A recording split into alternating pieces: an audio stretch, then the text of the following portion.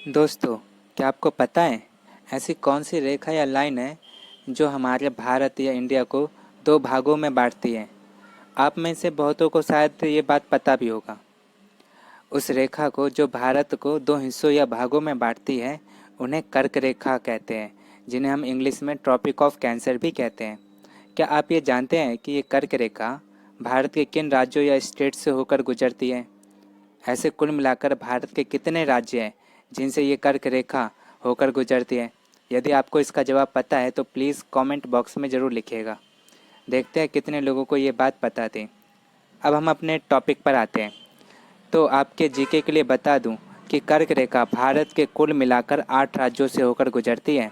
और आज मैं आपको एक ऐसा लर्निंग ट्रिक बताऊंगा कि ये 8 राज्य कौन कौन से हैं जिन पर ये कर्क रेखा होकर गुजरते हैं। और हाँ, आपकी जानकारी के लिए एक और बात बता दूं कि ये जो कर्क रेखा है ना, जिन्हें हम इंग्लिश में ट्रॉपिक ऑफ कैंसर भी कहते हैं, वास्तविक या रियलिटी में कहीं एग्जिस्ट ही नहीं करती है।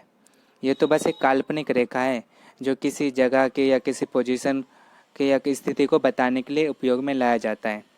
अब चलिए हम आगे बढ़ते हैं। ये जो कर्क रेखा है भारत के 8 राज्यों से होकर गुजरती है। और ये 8 राज्यों के नाम याद रखने का इंटरेस्टिंग लर्निंग ट्रिक है क्या?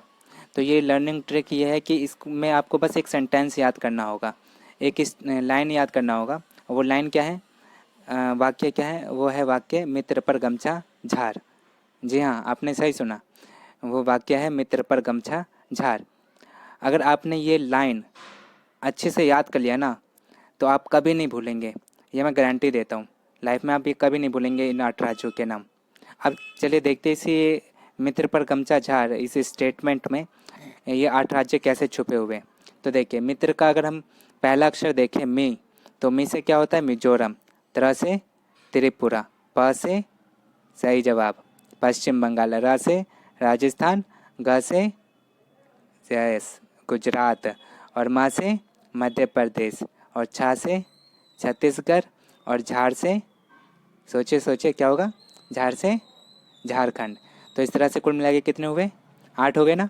तो अगर आपको इन 8 राज्यों के नाम याद करने हैं जिन पर से ये कर्क रेखा होकर गुजरती है, तो आप बस ये एक स्टेटमेंट याद कर लीजिए, मित्र पर गमछा झार। आप कभी भूलेंगे ही नहीं। तो और अंत में आप सबका तहे दिल से शुक्रिया जो आपने अपना कीमती समय इस वीडियो को दिया।